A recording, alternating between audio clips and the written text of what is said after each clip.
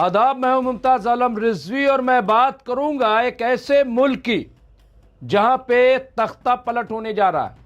जी हां, जिस तरह से श्रीलंका में तख्ता पलट हुआ, बांग्लादेश में तख्त पलट हुआ और अब नेपाल में तख्ता पलट हुआ और अब मैक्सिको में भी तख्ता पलट होने जा रहा है। जी हां, मैक्सिको में जो जनरेशन जी है, जिसको जेन जी कहते हैं, वो अब सामने आ गई है।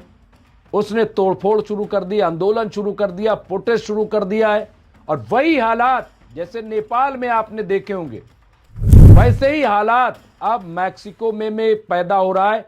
और ये मैक्सिको जो है अमेरिका से सटा हुआ देश है।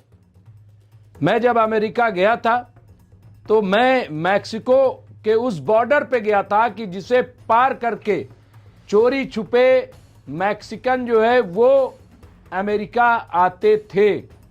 मैं वहां गया था तो वहां बेरोजगारी बहुत है, वहां भ्रष्टाचार, बदउनवानी, वहां फ्रॉड, चोरी, ये तमाम चीजें मैक्सिको में है। अब उसके खिलाफ ये पूरा मामला यहां पे आ रहा है और मैं आपको बता दूं कि जेन जी है क्या, जनरेशन जी किसको कहते हैं, जनरेशन जी जो है वो किसको कहते हैं। दरअसल 1990 से 2010 के बीच में जो लोग पैदा हुए हैं उन्हें जनरेशन जी कहा जाता है। जेन जी उन्हीं को कहते हैं और ये बिल्कुल यूथ, यानी आप सोच लीजिए कि जो 1990 में पैदा हुआ उसकी एज आज की तारीख में क्या होगी, यानी जो 30 से 35 साल की उम्र में है वो बिल्कुल यंग, जिसे रोजगार चाहिए, जिसके सामने फ्यूचर है, जो आने वाले दिनों के लिए अपने आप को मजबूत करना चाहता है, वो जनरेशन दरअसल ये कर रही है। अब ये जो पूरा आंदोलन है, जिस तरह की तस्वीरें आप देख रहे हैं, ये मैक्सिको सिटी की है। यह मैक्सिको सिटी की है और यहां पे बताया जा रहा है कि ये पूरा आंदोलन दरअसल जमहूरियत को बचाने के लिए, वहां के नौजवानों का कहना है कि अब मैक्सिको की जमहूरियत खतरे में पड़ गई है। यहाँ के जो लीडरान है, जो सरकार है, वो डेमोक्रेसी को खत्म कर रही है, लिहाजा अब आंदोलन की जरूरत है। ये वहां पे प्ले कार्ड्स में वहां पे जो आंदोलन लोग कर रहे हैं उनका कहना है। और ये आप देखिए कि सिस्टम जो है बता रहे हैं बिल्कुल कोलैप्स हो चुका है, भ्रष्टाचार सिस्टम के अंदर दाखिल हो चुका है, ये वहां के लोगों का कहना है।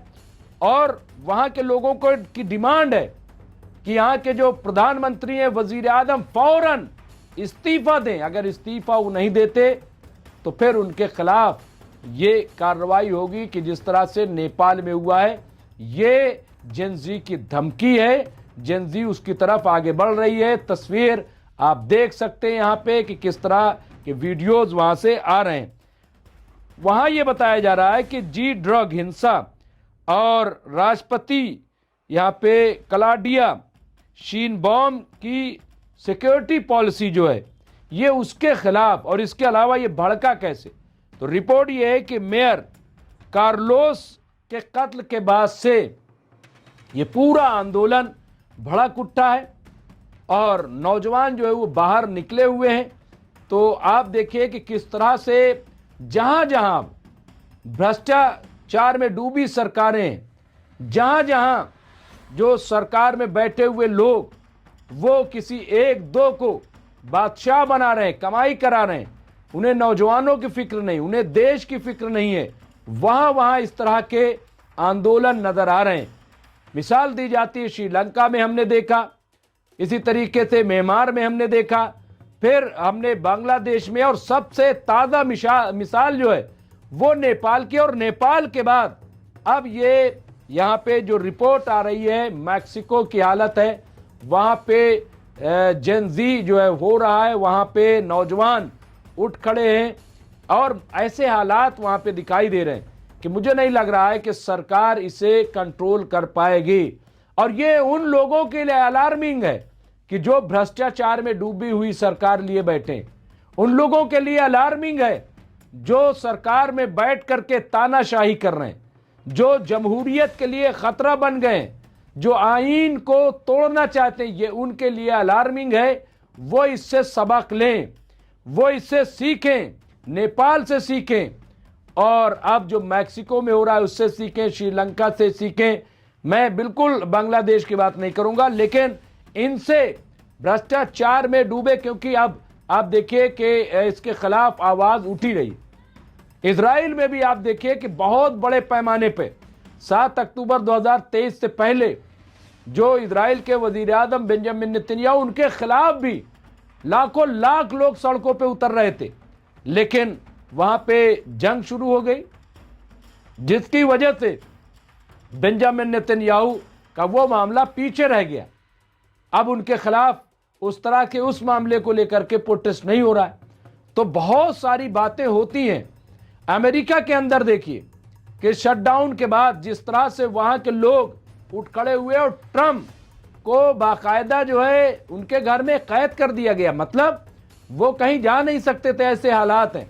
तो मेरे ख्याल से जहां जहां कहीं भी इस तरह की बातें आएंगी, नौजवान अब बर्दाश्त नहीं करेगा,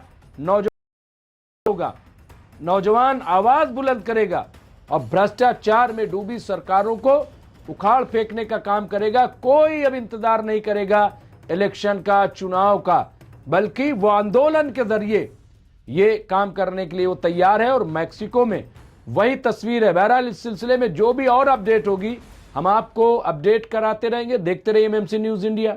बहुत बहुत शुक्रिया।